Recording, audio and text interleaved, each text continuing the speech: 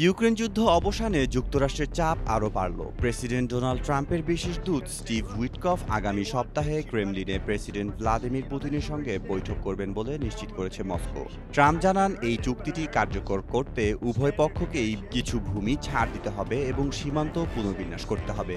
এদিকে ইউক্রেন এই শান্তি পরিকল্পনার রূপরেখা নিয়ে সম্মিলিত সমঝোতায় পৌঁছানোর দাবি করলেও রাশিয়ার পররাষ্ট্রমন্ত্রী সার্গেই লাভরভ সতর্ক করে বলেন, তাদের সঙ্গে আলোচনা না করে ২৮ দফা পরিকল্পনার কোনো বড় পরিবর্তন আনা হলে মস্কো তা গ্রহণ নাও করতে পারে।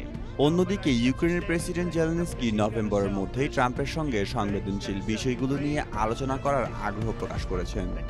মেহেদী Masud, Janakantha. They want this, you got to convince them with this. You know, that's a very standard form of negotiation.